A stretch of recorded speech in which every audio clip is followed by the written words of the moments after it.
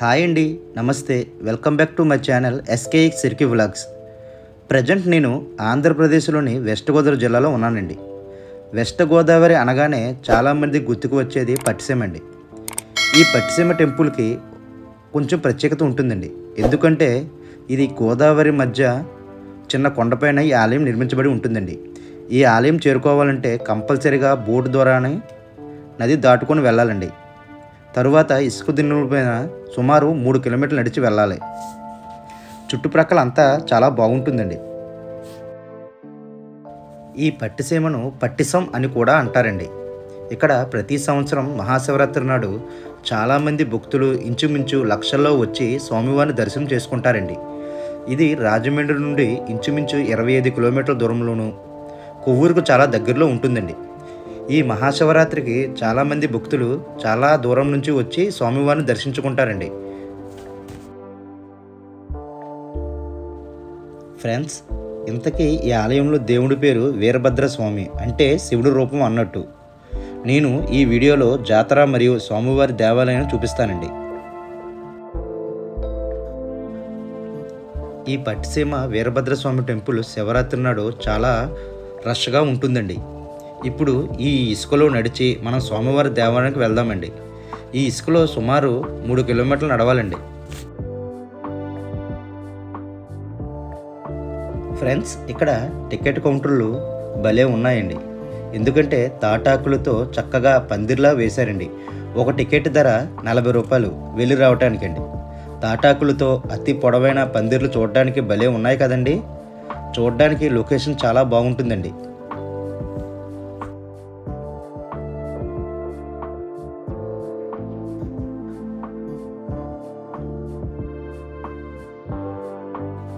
Friends, అక్కడ చూస్తున్నారు కదండి, అక్కడ గోదావరిపై చిన్న పంటిలా వేశారండి.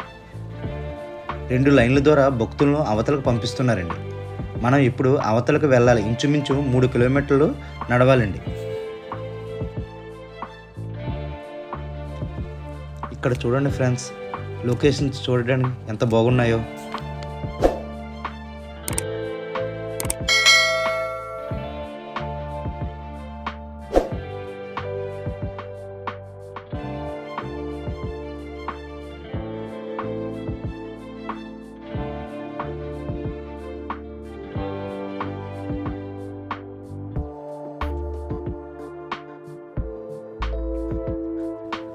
మనం ఈ వీరభద్ర స్వామి ఆలయానికి వెళ్ళటానికి గోనె సంచులో ఇసుకను నింపి ఆ ఇసుక మూటలను పేర్చి ఒక బాటలా వేశారండి. ఇప్పుడు మనమైతే పట్టిసీమలోని వీరేశ్వర స్వామివారి దేవస్థానానికి అయితే వచ్చామండి. ఇదేనండి పట్టిసీమలో గల పర్వతాలను. ఈ పర్వతాలను దేవకుట పర్వతాలు లేదా నీలాచలం కొండలు అని అంటారు.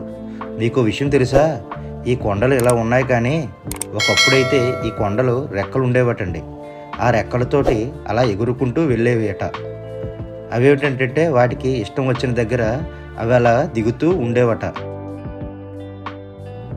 ఆ క్రింద ఉంటాయి కదా ప్రాణులు, అవన్నీ చచ్చిపోయేవటండి.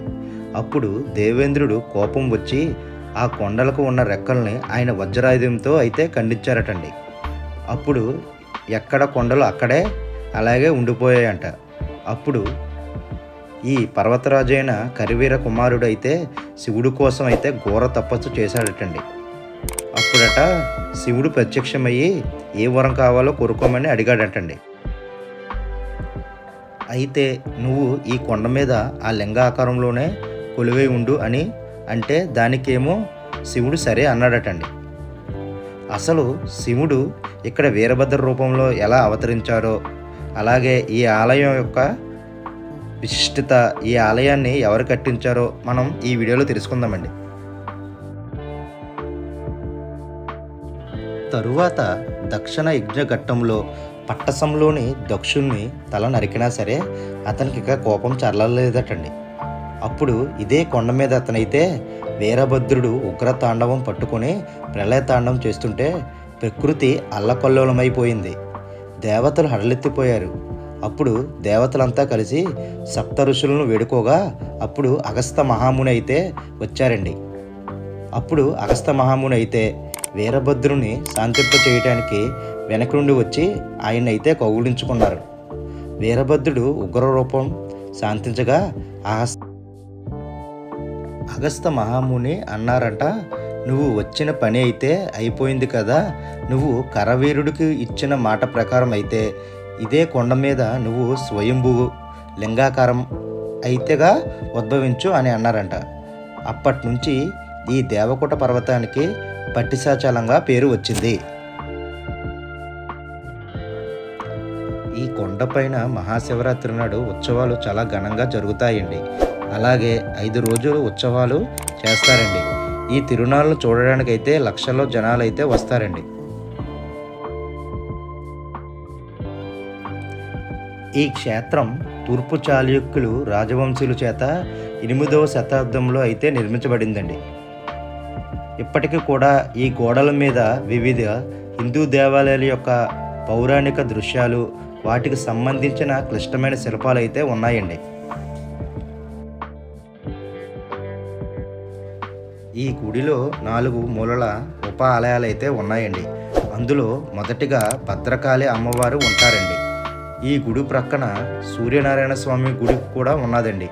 ఈ సూర్యనారాయణ స్వామి గుడి పక్కన లక్ష్మీ గణపతి ఆలయం కూడా ఉన్నదండి. ఇదే గుడిలో కొంచెం ముందుకు వెళితేనండి శ్రీ కేశవ స్వామి వారి ఆలయం ప్రక్కన శ్రీ తాండవ వీరభద్రస్వామి టెంపుల్ కూడా ఉన్నదండి.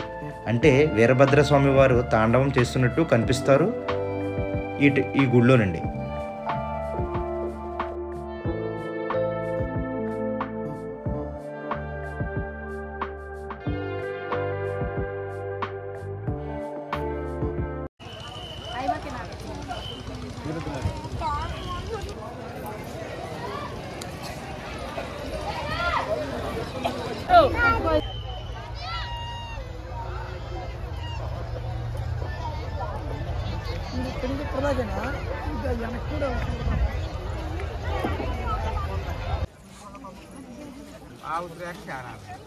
అన్న వస్త్రం కట్టలేదు కొట్టుకుంటు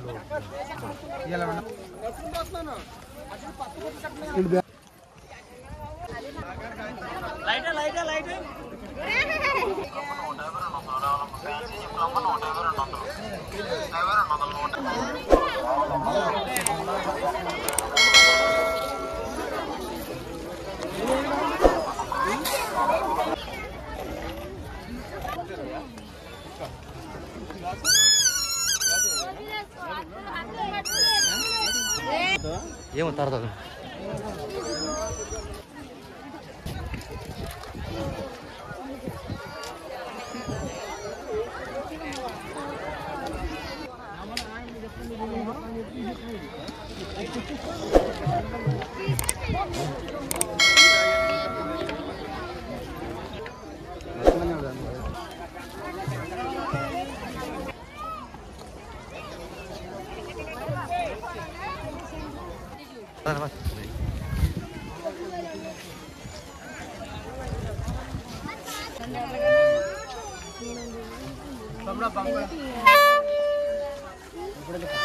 తీసుకోండి.